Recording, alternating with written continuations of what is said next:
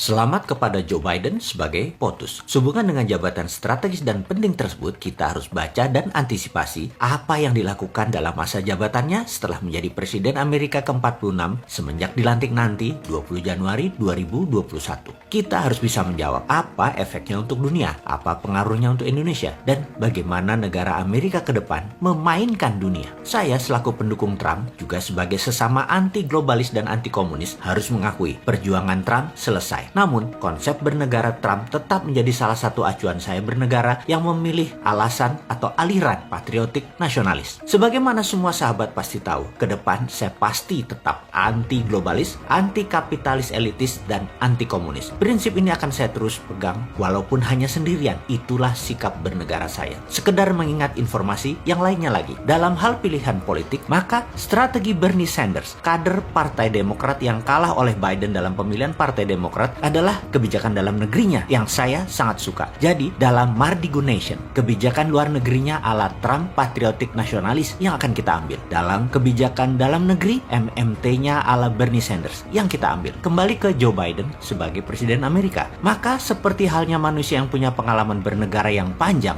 jabatan strategis itu bukan menteri yang akan dipilih dahulu, tetapi jabatan siapa pemimpin lembaga intelijen dan pertahanan seperti NSC, FBI, DIA, dan CIA. Maka jabatan Direktur CIA menggantikan Gina Haspel adalah orang Joe Biden yang saya perkirakan adalah Michael Morell yang saat ini adalah Wakil Direktur CIA. Dia adalah orang lama yang sangat loyal kepada Clinton, Obama, juga Biden. Kita lompat sebentar untuk mengingat ada sebuah undang-undang yang dibuat oleh Partai Demokrat zaman Obama yang dikawal oleh beliau dulu dan timnya. Yang harus kita awasi dari sisi Indonesia adalah mereka mengusulkan Undang-Undang Foreign Relation Authorization Act yang spesifik membahas tentang Papua. Hati-hati, ini buat Indonesia. Lalu, gerakan CIA zaman Michael Morell waktu masih muda adalah mendukung gerakan Kosovo Liberation Army yang kemudian mendirikan sebuah negara baru. Sekali lagi, hati-hati dengan demokratnya Amerika. Pak SBY sudah merasakan dengan banyaknya bom meletus waktu itu, Obama presidennya dari Demokrat. Soekarno sudah merasakan dengan dilengserkannya posisinya, yaitu presiden kala itu adalah LBJ, Lyndon B. Johnson dari Partai Demokrat juga. Soeharto sudah merasakan dengan serangan ekonomi hitman di zaman Clinton. Habibie sudah merasakan juga di zaman Clinton juga presiden Amerikanya, yaitu lepasnya Timur Timur. Operasi CIA selalu dimainkan oleh mereka Partai Demokrat. Gerakan insurgensi adalah ciri dari mereka. Kalau Partai Republik perangnya di permukaan, Partai Demokrat warfare-nya pakai CIA operation dan shadow. Saya jadi takut urusan Papua. Itu saja. Kalau sama Trump, saya nggak takut Indonesia bakal belah karena bukan targetnya Trump. Trump musuhnya Tiongkok dalam hal dagang dan ideologi demokrasi Amerika versus komunisme juga dengan Tiongkok. Namun Demokrat beda game plan mereka. Mudah-mudahan data saya ini adalah data lama, bukan data masa depan. Namun sebagai seorang yang menganalisa belasan tahun diajarkannya adalah pakai threat analysis, maka data lama, kebiasaan lama seseorang selalu dipertimbangkan sebagai bahan pembanding di dalam saya menganalisa threat analysis. Kita buka strategi Madam Secretary Hillary Clinton yang terkenal dengan perkataannya pivot to Asia. Ini akan menjadikan perebutan sumber daya alam ke arah Asia. Front Timur Tengah untuk energi, minyak dan gas bumi, dan Asia Tenggara untuk sumber daya alam mineral seperti baterai dan lain sebagainya. Maka apa yang Tiongkok lakukan di Indonesia akan juga diikuti oleh Amerika. Di mana zaman Trump, ground floor-nya adalah di negara masing-masing. Tiongkok, Amerika dengan perang dagang. Zaman Biden yang diperebutkan adalah sumber daya alam yang ground floor-nya